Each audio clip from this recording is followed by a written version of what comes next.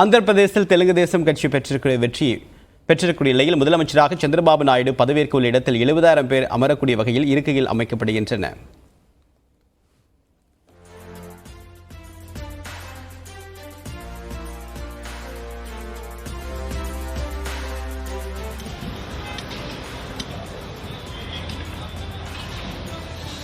விழாவுக்கான ஏற்பாடுகள் குறித்து கிருஷ்ணா மாவட்டத்தில் இருக்கக்கூடிய செய்தியாளர் ரகுவரனிடம் கேட்கலாம். ரகுவரன், தற்போது எது போன்ற ஏற்பாடுகளும் செய்யப்பட்டிருக்கு? சிறப்பு விருந்தினர்களாக யாரெல்லாம் வர வாய்ப்பு இருக்கு?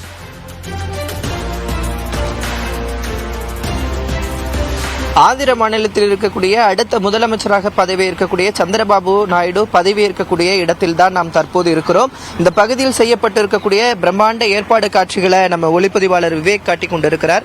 ஆந்திர மாநிலத்தில் தேர்தல் பிரச்சார களத்திலிருந்தே நியூஸ் 18 தமிழ்நாடு பல்வேறு தகவல்களை வழங்கி வருகிறது. இந்நிலையில் பார்த்தீங்கன்னா தற்போது ஆந்திர மாநிலத்தினுடைய புதிய முதல்வராக சந்திரபாபு நாயுடு பதவியேற்க இருக்கிறார். வரும் 12ஆம் தேதி காலை பதவியேற்கக்கூடிய நிலையில் அதற்கான மேடை ஏற்பாடுகள் தயார் செய்யப்பட்டுக் கொண்டிருக்கின்றன. அந்த காட்சிகள் தான் நாம் பார்க்கிறோம். குறிப்பா பாத்தீங்கன்னா என்டிஏ கூட்டணியில் முக்கிய அங்கம் வகிக்கக்கூடிய முக்கிய தலைவராக பார்க்கக்கூடிய சந்திரபாபு நாயுடு வரும் 12ஆம் தேதி காலை பதவியேற்க இருக்கக்கூடிய நிலையில அதற்காக பாத்தீங்கன்னா பிரதமர் நரேந்திர மோடி அவர்களும் இங்கே வர இருக்கிறார். அதனால பாதுகாப்பு நடவடிக்கைகள் எல்லாம் தீவிரப்படுத்தப்பட்டு இருக்கிறது. குறிப்பாக பாத்தீங்கன்னா என்டிஏ அலையன்ஸில் இருக்கக்கூடிய முக்கிய முதலமைச்சர்கள், கூட்டணி கட்சியினுடைய முக்கிய முதலமைச்சர்கள் 7 முதலமைச்சர்கள் உள்ளிட்ட பிரதமர் உள்ளிட்ட முக்கிய தலைவர்கள் பங்கேற்க இருக்கிறதுனால இந்த இடம் தேர்வு செய்யப்படுவது முக்கியமாக பார்க்கப்பட்டது.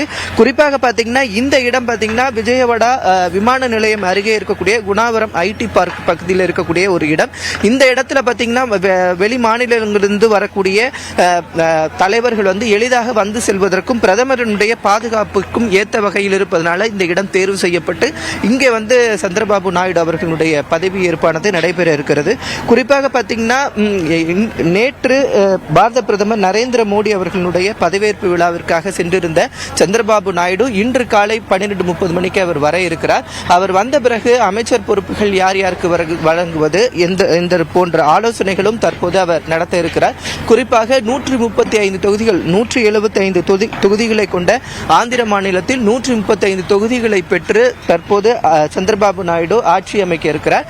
அதற்கான ஏற்பாடான காட்சிகள் தான் நாம் தற்போது பார்த்துட்டு இருக்கோம். கிட்டத்தட்ட ஒரு 70,000 மக்கள் அமரும் வகையில் இந்த ஏற்பாடுகளானது செய்யப்பட்டிருக்கிறது. மிக பிரம்மாண்ட இடத்தில் வாகன போக்குவரத்து நெரிசல் ஏற்படாம, என விஜயவாடா நகரம் இருக்கு, பக்கத்திலே அமராவதி நகரம் இருக்கு, உள்ளிட்ட முக்கிய நகர பகுதிகள் இங்க இருப்பதனால இந்த மெயின் ரோட்ல இதற்கான ஏற்பாடுகள்லாம் செய்யப்பட்டிருக்கு. அங்க இருக்கக்கூடிய இந்த கிரவுண்ட்ல தான் இந்த ஏற்பாடுலாம் செய்யப்பட்டிருக்கு.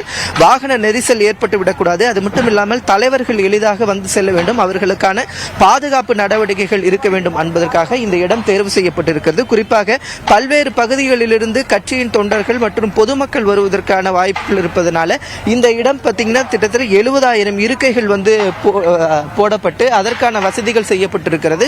அதிகப்படியான வெயில் இருப்பதன் காரணமாக பார்த்தீங்கன்னா தண்ணீர் கேன்கள் வைக்கிறது, வரவங்களுக்கான வசதிகளை ஏற்பாடு செய்கிறது. தலைவர்கள் எங்கே வரணும், இந்த மேடையை நம்ம பார்க்கலாம். இந்த மேடையில தான் இந்த பதவியேற்பு நிகழ்வானது நடைபெற இருக்கிறது.